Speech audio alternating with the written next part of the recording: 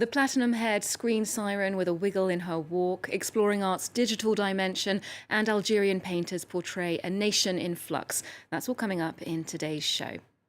We're starting with the blonde bombshell who became synonymous with the glamour of the golden age of Hollywood. Marilyn Monroe was an actress, model, singer, and an international sex symbol. As famous for serenading then US President John F. Kennedy as she was for her comic turns on screen, Monroe was already an icon in her lifetime and even more so thereafter. 60 years after her untimely death, a new documentary takes a closer look at Marilyn's unique place in 20th century culture. Yenna Lee has more. Marilyn Monroe wasn't born into glamour. In fact, Norma Jean Baker, as she was known, spent much of her childhood in orphanages and foster homes. It wasn't until a photographer noticed her in a factory that she became a pin-up model, marking the beginning of her career.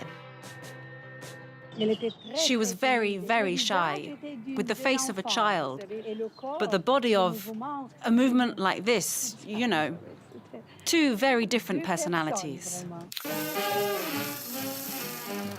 To overcome her shyness, she took acting classes, but it wasn't until she dyed her hair platinum blonde and embraced a sexier image that she became an international sensation.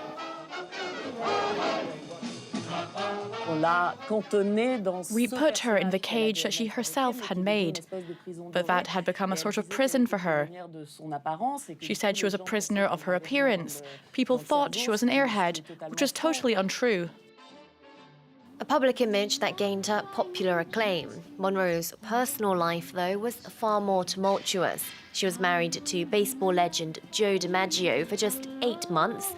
Her next husband was Arthur Miller, an intellectual and an acclaimed author. Well, Mrs. Miller, do you speak French? Est-ce que vous parlez français? No, I'm sorry, I don't. My husband does. Not a word? Oui. That marriage ended too, but it didn't stop Monroe from living as a free woman. She and French actor Yves Montand reportedly started an affair. She's incredibly full of life, perfectly articulate. I think she has so much in common with Brigitte Bardot. Another incident that set tongues wagging was then President John F. Kennedy's birthday party. Happy birthday, Mr. President. Happy birthday to you. A sultry performance that would be one of her last. A couple of months later, she died in her home. The coroner ruled it was possible suicide, an overdose with alcohol and prescription drugs. I never forgot what one of her designers told me. He said if Marilyn had committed suicide, she would have made a whole show out of it and worn her best dress. We wouldn't have found her in her bed with her hair undone and no makeup. 6 decades on, such is her legend that some still question the official cause of her death. Marilyn Monroe took her secrets to the grave at just 36 years old. Now to an artistic experience here in Paris. It's an immersive collection of pieces made by Sabrina Ratté on show at the Gaîté Lyrique Cultural Centre. In this exhibition, the Canadian artist questions the separation between our physical and virtual worlds, made up of videos, prints and VR simulations. It's called Orae and it's on show until July 10th. Renaud Lefort, James Vicina and Monty Francis have this report.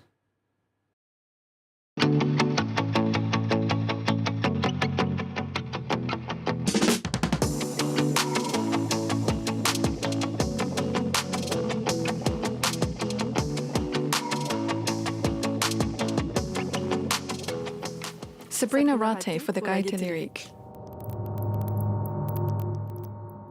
Through her videos and 3D sculptures, Sabrina Ratté draws us into her digital world.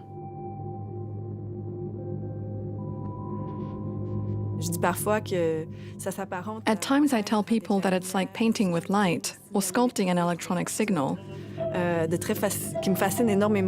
There's something about cutting into a screen and transforming it that I find absolutely fascinating.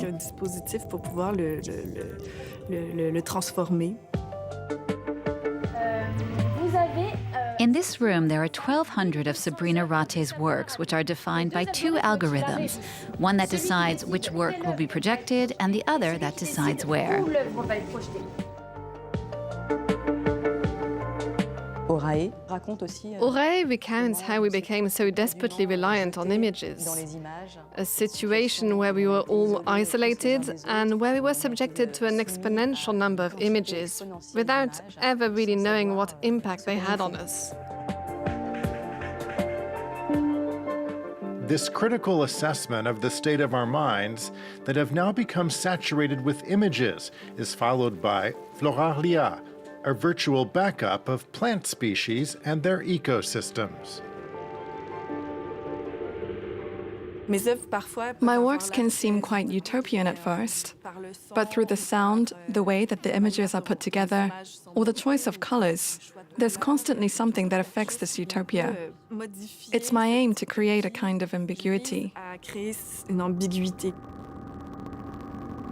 And this ambiguity was clear to visitors on this day.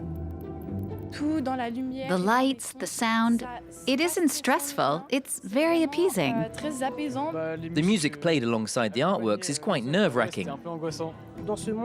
There are so many man-made things in this world that we forget about nature. And for Sabrina Ratté, nature needs to be given its own space once again. Her sculptures and digital landscapes help to bring nature back to the forefront through this one-of-a-kind experience. While staying in the French capital, the Arab World Institute is hosting the first major exhibition of Algerian painters in France since 1964. The collection focuses on the work of 21 different artists, all of them painting in the aftermath of the Second World War.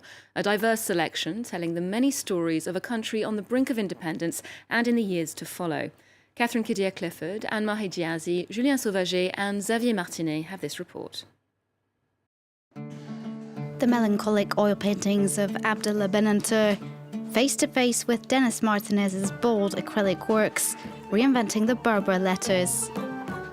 These 36 paintings, photos, videos and calligraphies are a window into Algeria's decolonization period, a body of work donated to the Arab World Institute in Paris. They have given us works of an international human level, so that any person from North America, South America, Africa, Asia, or wherever, if they look at a work of Benanteur or any artist, they can communicate with that work. They can love it.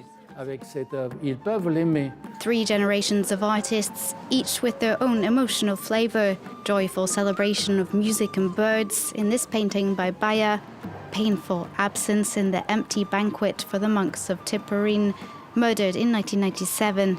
Emir Abdelkader, hero of the Algerian struggle against French colonization, portrayed with light, ironic touch. And independence activists, photographed in poses typical of Orientalist paintings. We still have this representation of a Beret woman, the Algerian woman, the North African woman, within belly dancing and so on.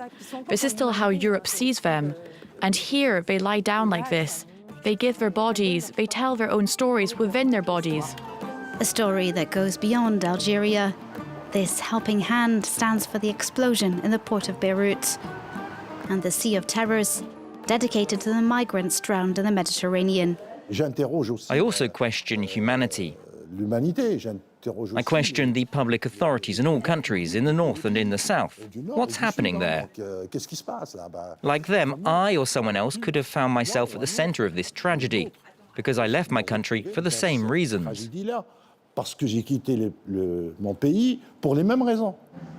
With more than 600 modern works, the Arab World Institute holds one of the largest Algerian collections in the world.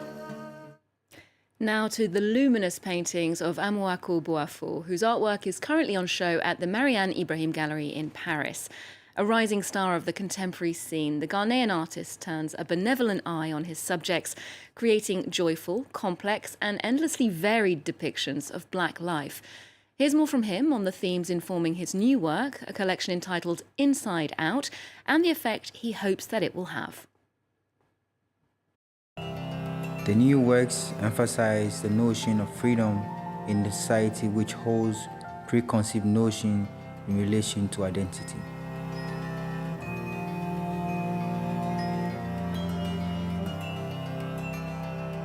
The subjects of the paintings serve to challenge existing beliefs surrounding the Black identity, as Black people are not only constructing their own identities but celebrating them. This is how art can play a role in a society. And we'll wrap up the show with a radiant example of light-based installations in the Italian Alps. The mountain city of Brixen has been illuminated with projections of artwork highlighting the importance of water in the region and in the wider context of global warming. Melting ice caps, pollution and drought are some of the crucial themes raised by this display. We'll leave you with a preview. Otherwise, do remember to check out our website for more arts and culture. We're on social media too. There's more news coming up on France 24 just after this.